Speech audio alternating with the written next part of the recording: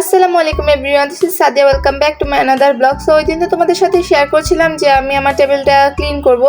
তো এই তো ক্লিন করলাম আর বইগুলো হচ্ছে সব সরিয়ে ফেলেছি। আর এখানে একটা ছোট্ট নোট ছিল, সেটাও এখন খুলে ফেলছি, পরে আবার লাগাবো এখানে। তো আমি প্রথমে ভাবলাম যে টেবিলটা আমি আগে ভালো করে মুছে নিই, এরপর হচ্ছে পানি দিয়ে ওয়াশ করব। তো ভালো করে মুছার কারণ হচ্ছে টেবিলটা অনেক ধুলা পড়ে গেছে, আর যেহেতু এক্সাম চলছে তেমন হচ্ছে ক্লিন করা হয় না, শুধু পড়াই হয়। পড়ার জন্য আর কি ক্লিন করার টাইম পাই না। আবার অন্য সময় কিন্তু টেবিলটা অনেক ফ্রেশ থাকে, একদম ক্লিন থাকে। টেবিলটা কিন্তু ভালো করে ক্লিন করে নিচ্ছি। আর যদি আমি ভালো করে ক্লিন না করি তাহলে কিন্তু আমার যে কালারটা, সেই কালারটা কিন্তু বেশি দিন স্টে করবে না। আবার দেখা যাবে যখন আমি কালার করব তখন কিন্তু কালারটা উঠে আসবে, ভালো করে মানে টেবিলটাতে বসবে না। শেষবারের মতন এই টেবিলটার এই কালারটা তোমাদের সাথে শেয়ার করছি। আর এখানে লেখাগুলো যেগুলো দেখতে পারতেছে এগুলো কিন্তু আমি লিখেছি, মানে এক্সাম চলছে তো এর জন্য আর কি এখানে লিখে রাখছি। যে অনেক সময় দেখা যায় খাতায় লিখে রাখি, পরে আবার মনে থাকে না। আর আমি এগুলো ইচ্ছা করে লিখেছি, কারণ আমি জানি যে আমি রং করবো, এর জন্য। আর মোছা হয়নি। তো আমি এখানে ভালো করে টেবিলটা ঝেড়ে নিয়েছি, পিছন সাইডটাও আবার সামনের সাইডটাও। ফার্স্টে আমি চেয়েছিলাম টেবিলটা পানি দিয়ে ওয়াশ করব, পরে আম্মু বলল যে না, পানি দিয়ে ওয়াশ করতে গেলে তোমার অনেকক্ষণ টাইম চলে যাবে, মানে দেখা যাবে একদিন শুধু ওয়েট করা লাগবে টেবিলটা শুকানোর জন্য। এরপর আম্মু বলল যে পানি দিয়ে আপনি মুছে নাও, তাহলেই ভালো হবে। তো আম্মুর কথা মতন আমি পানি দিয়ে ভালো করে এটা মুছে নিচ্ছি। আর অনেক ময়লা উঠেছে এটা থেকে, মানে অনেক ধুলা এটাই। তো এই তো ভালো করে ওয়াশ করছি। আর এই দেখতেই তো পারতেছো, পানি একদম চিপড়িয়ে তারপর হচ্ছে একটা ন্যাকড়া দিয়ে এরপর ভালো করে ক্লিন করছি। এর ফলে আমার যে রংটা, ওই রংটা ভালো করে টেবিলটা স্টে করবে। তা না হলে এত কষ্ট করে রং করলে যদি 2 দিনে উঠে যায় পরে তো আমারই খারাপ লাগবে। তো এই তো ভালো করে ক্লিন করে নিচ্ছি। আর নিচের লেখাগুলো রঙের জন্য মানে আর দেখা যাবে না। এখানে কিন্তু অনেক লেখা আছে, একদম এক্সাম যখন আমার শুরু হয়েছে এরপর থেকে এখানে লেখা হয়েছে। আর এটা একটা ড্রয়ার ছিল, এই ড্রয়ারটা হচ্ছে ভালো করে ক্লিন করে নিচ্ছি। এই ড্রয়ারটা কিন্তু অনেক লম্বা ছিল, কিন্তু ক্যামেরাতে বোঝা যাচ্ছে না তেমন একটা। আর এই টেবিলটা কিন্তু খুবই বড়, ক্যামেরায় মনে হয় ছোট দেখা যাচ্ছে। টেবিলটা খুবই বড় আর খুবই হেভি। আর কাঠটা কিন্তু খুবই মজবুত টেবিলটার, এর জন্য আমার এই টেবিলটা এত পছন্দ। আর এই টেবিলটা অনেকদিন পর, আর এই স্টাডি টেবিলটার জাস্ট কালারটা নষ্ট হয়ে গেছে, এছাড়া কিন্তু ভালোই আছে টেবিলটা, এখনো কোনো দিক দিয়ে ভাঙেনি।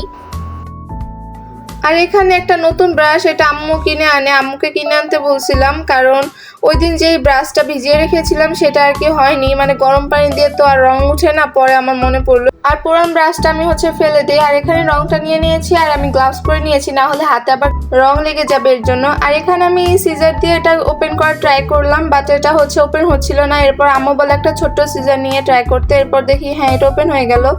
তো এখানে আমি রংটা আগে একটা বাটিতে ঢেলে দিব। আর এখানে যে কোনো বাটি তোমরা ইউজ করতে পারো, একটা পুরন বাটি নিলেই হলো। আর প্রথম আমি এই রংটা কালার দেখে চিনতে পড়ে যাই যে এটা এমন কেন, মানে কাঠালি কালার একটা লুক দিচ্ছিল। আমার তো চিন্তা হচ্ছিল যে এটা ওই কালারটা দেয় নাকি অফ হোয়াইট কালার। এরপর দেখলাম যে অফ হোয়াইট কালারটা নিচে ছিল, এরপর হচ্ছে আস্তে আস্তে হচ্ছে মিক্স হচ্ছিল।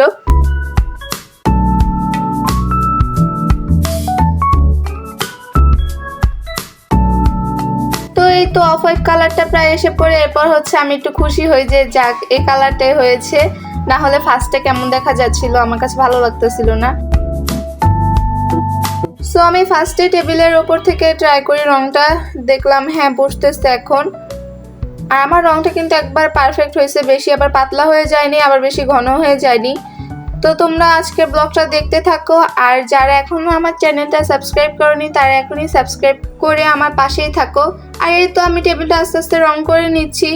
আর এই টেবিলটা কিন্তু আমার রং করতে প্রায় 3 ঘন্টা সময় লেগে যায়। আমি 3 ঘন্টায় একা বসে বসে রং করেছি। আমার হাত কিন্তু অলরেডি ব্যথা শুরু হয়ে গেছে। আমার হাতে এতটাই ব্যথা করতেছিল যে আমি ঠিক করে রঙও করতে পারতেছিলাম না, মানে এভাবে আর কতক্ষণ রং করা যায়। এখানে কিন্তু একবারে মানে আমার হাতটা ব্যথা হয়ে যায়, ভার হয়ে যায়, আমি বুঝতে পারতেছিলাম না যে আমি কতক্ষণ রংটা করতে পারবো, কারণ এত বড় টেবিলে একা একা বসে রং করা একদম পসিবল না। তো আমি এখানে রং করতে বসেছিলাম 11টার দিকে, সকাল 11টার দিকে, আর এখন প্রায় 3টা বেজে গেছে, আমি এখনো রং করছি। তো দেখি আর কতক্ষণ রংটা করতে পারি। আর আমার এখন মনে হচ্ছে যে একা চ্যালেঞ্জ নিয়ে কি ভুল করে ফেললাম নাকি, এত বড় একটা টেবিলে একা একা রং করা বসে বসে। আর এমন একটা ব্রাশ দিয়ে মানে ভালো করে রংটা অ্যাপ্লাই করা যাচ্ছিল না, দেখা যাচ্ছে একদিকে অ্যাপ্লাই করছে আরেক দিক দিয়ে রংটা উঠে আসছিল, এমন লাগছিল। অ্যাট লাস্ট আমি ফুল হচ্ছে টেবিলটা একবারে রং দিয়ে কাভার করি, এখনও কিন্তু হয়নি, আরেকবার করতে হবে। সো আমি এই টেবিলটা কিন্তু রঙের 2টা লেয়ার দিব, একটা লেয়ারই কিন্তু কমপ্লিট হয়নি, এই যে কিছু কিছু জায়গা ব্ল্যাক দেখা যাচ্ছে আগের রংটা।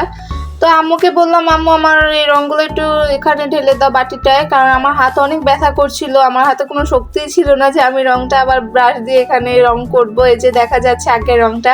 তো আমার এই স্টাডি টেবিলটার ফাইনাল লুকটা কেমন হয় সেটা দেখার জন্য আমিও অনেক ওয়েট করছি।